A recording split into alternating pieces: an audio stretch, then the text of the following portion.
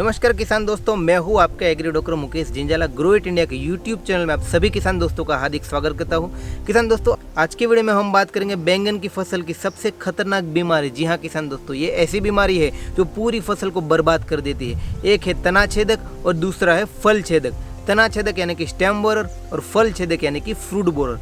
ये दोनों जो बीमारी है वो बहुत ही खतरनाक बीमारी है जो पूरी फसल को बर्बाद कर देती है। तो अगर पहली बात करें, तना छेदक की बात करें, तो ये फसल के लक्षण क्या क्या है और इसके रोकथाम के क्या क्या उपाय है, पूरी जानकारी ये वीडियो के माध्यम से मैं आपको देने जा रहा हूँ। तो ये वीडियो को अंत तक ज़रूर देखें, क्योंकि ये जो पूरी रोकथाम के उपाय है, मैं ऑर्गेनिक उपाय भी बताऊँगा और रासायनिक कंट्रोल भी मैं आपको बताने जा रहा हूँ। तो पहली बात करें, तना छेदक क्या है। तो तना छेदक जो बीमारी है किसान दोस्तों, वो बैंगन की फसल में जो ऊपर का जो शूट रहता है, वो शूट के ऊपर उनका अटैक रहता है। जो अटैक रहने से क्या होगा कि जो ऊपर का जो शूट है वो पूरा ऐसे मुरझा जाता है। मुरझा जाने से जो फल और जो फ्रूट है और जो फ्लावरिंग है वो एकदम कम हो जाता है। यानी कि जो पूरा प्लांट का जो ग्रोथ है वो एकदम कम हो जाता है।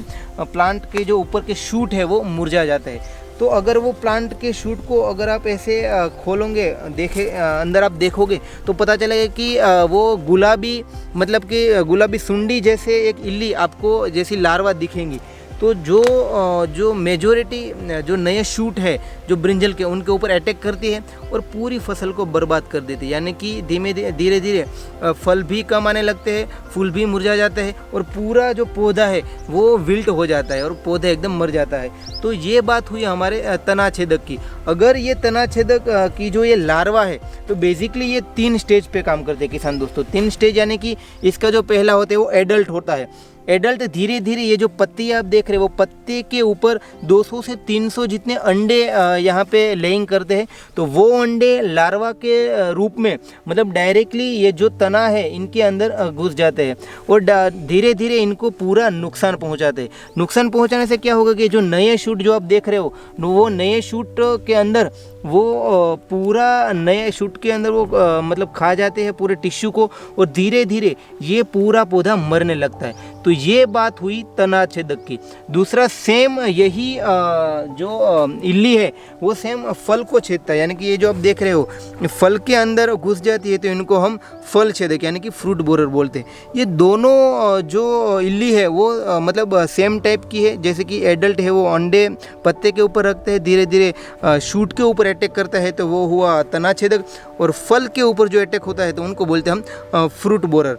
किसान दोस्तों, अगर इनके रोकथाम के उपायों के बारे में बात करें तो इनकी जो पूरी लाइफ साइकिल है वो आपको ब्रेक करने की रहेगी। क्योंकि ज़्यादातर किसान क्या है कि कितनी भी दवाई का आप स्प्रे करोगे, लेकिन अगर इनकी लाइफ साइकिल ब्रेक नहीं हुई तो ये पूरी फसल को बर्बाद कर देते। कई किसान ऐसे भी है कि इसने 5-6 से लेकर 10 स्प्रे फल छेदक और फ्रूट बोरर में किए हैं, लेकिन अभी तक कोई अच्छा रिजल्ट नहीं मिला है। तो किसान दोस्तों, आपको क्या क्या प्रिकॉशन यानी कि रोकथाम क्या क्या करना है वो मैं आपको बताऊँ। तो जो भी इन्फेक्टेड फ्रूट्स है वो आपको तोड़ देने हैं, मतलब जो इन्फेक्टेड फ्रूट को अलग रखना है और जो अच्छे फ्रूट है उनको भी अलग रखना है। कई किसान दोस्त क्या करते हैं कि ये जो इन्फेक्टेड फ्रूट्स है उनको तोड़ के ऐसे ही डायरेक्टली ज़मीन पर रख देते हैं। तो इनमें क्या होगा कि इनके अंदर जो फल छेदक है वो डायरेक्टली प्यूपा स्टेज में जाके ज़मीन के अंदर जाता है और फिर से वो एडल्ट के रूप में धीरे धीरे अंडे देना चालू कर देता है और पूरी फसल को वो मतलब इन्फेक्शन करना चालू कर देता है। तो आपको क्या करना है कि जितने भी इन्फेक्टेड फ्रूट्स है उनको इकट्ठा करके आपको ज़मीन के अंदर डाल देना है, तो जिसके कारण उनकी लाइफ साइकिल ब्रेक हो जाएगी। दूसरा, आपको ये ध्यान रखना है कि लाइट ट्रैप रखना है। जी हाँ किसान दोस्तों, जो ऑर्गेनिक ट्रीटमेंट है, यानी कि लाइट ट्रैप को अगर आप फसल के ऊपर लाइट ट्रैप लगाते हो आप अपने खेत में, तो उनका बहुत ही अच्छा रिजल्ट मिलता है। लाइट ट्रैप यानी कि ऊपर लाइट रहती है और नीचे एक बर्तन जैसा रहता है, वो बर्तन में केमिकल रहता है। जैसे ही वो एडल्ट वो लाइट के प्रति अट्रैक्ट होते हैं तो वो बर्तन में जाके गिर जाते हैं और पूरा मतलब वो मर जाते हैं। तो लाइट ट्रैप भी आप लगा सकते हैं। दूसरा है किसान दोस्तों फेरोमोन ट्रैप। फेरोमोन ट्रैप यानी कि इसके अंदर एक ऐसा केमिकल रहता है जो फीमेल को अट्रैक्ट करता है। फीमेल अट्रैक्ट होने से धीरे धीरे उनकी लाइफ साइकिल ब्रेक हो जाती है। तो लाइट ट्रैप लगा सकते हो, फेरोमोन ट्रैप लगा सकते हो। और तीसरा कि जब ये इन्फेक्शन चालू नहीं होते तो टाइम टू टाइम अगर आप नीम ऑयल का स्प्रे करेंगे तो भी आपको अच्छा रिजल्ट मिलेगा।